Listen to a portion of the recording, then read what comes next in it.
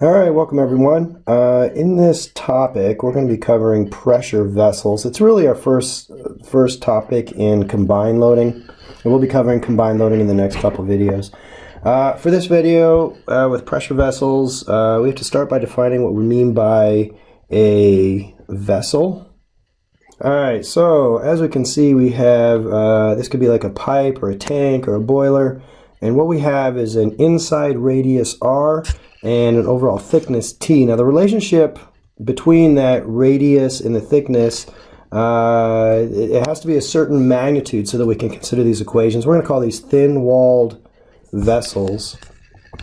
And in order for them to be thin-walled, our relationship would say that R over T, which is our inside radius divided by the wall thickness, R over T must be greater than or equal to 10. So that's a good little check just to make sure we are dealing with thin-walled vessels, otherwise these equations break down. Now there's multiple types of vessels. The first type we're going to talk about is a cylindrical vessel. And you can imagine a cylindrical vessel looking like a cylinder. So we have some length to it.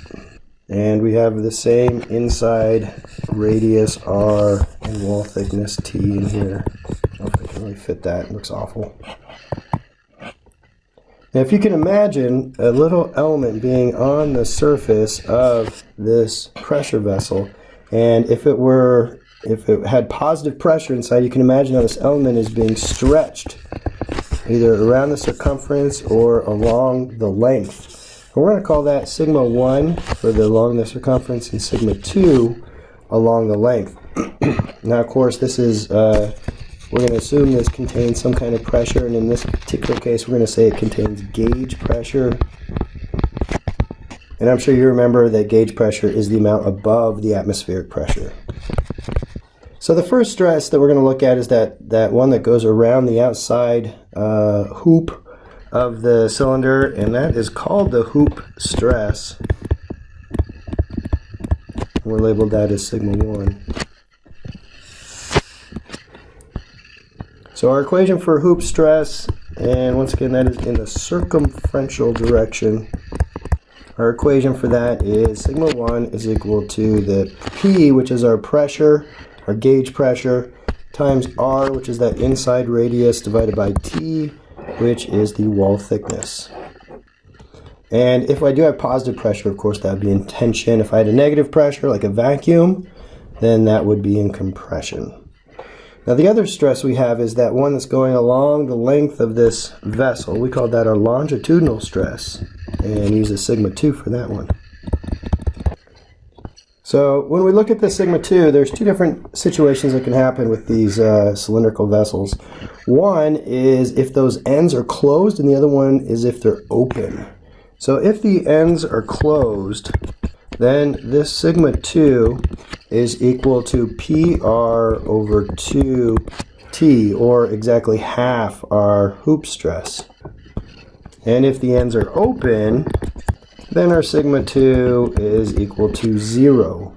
Because as you can imagine, there can't be any force in that longitudinal direction. Otherwise, if there's a fluid or anything else, it would have to have an equal and opposite force. And of course, the fluid could just move, so we can't develop any stress.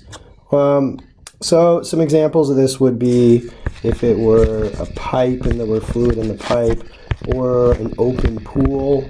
I have the third homework problem has one like that. So that's our two stresses with this cylindrical vessel. A second type of vessel we can have is a spherical vessel. And a spherical vessel, as the name implies, looks like a sphere. And once again we have an inside radius R, and we can imagine our element on here somehow, right? And in this case, you can imagine that my sigma 1s and my sigma 2s would all be equal. It's almost like having hoop stress in every direction. We don't call it hoop stress. Instead, we just have an equation saying our sigma 1 is equal to our sigma 2, which is equal to PR over 2T. And now there is actually a third value here that it's a little hard to see here, but it would be pointed away from the object. In essence, what I'm saying is if I were to look at what we're going to call a radial stress, if I were to zoom in on the surface of this object, and this is my thin-walled this vessel, there is a third stress that is due to the pressure that's pushing out. This is our radial direction from the center of the vessel outward. There is a third stress in this direction. We call that sigma 3, and up here would be this sigma 1 or sigma 2. But that sigma 3 is called our radial stress.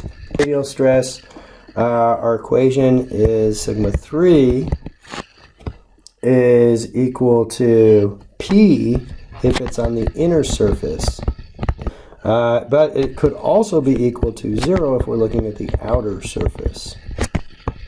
Which should also make sense because, like we said, it's just you don't have anything pushing on this outside except for atmospheric surface or atmospheric pressure. We've already said this is amount above and beyond the atmospheric pressure. So that's our sigma 3. We don't talk about the radial stress as much. You also have it in longitudinal or in cylindrical vessels.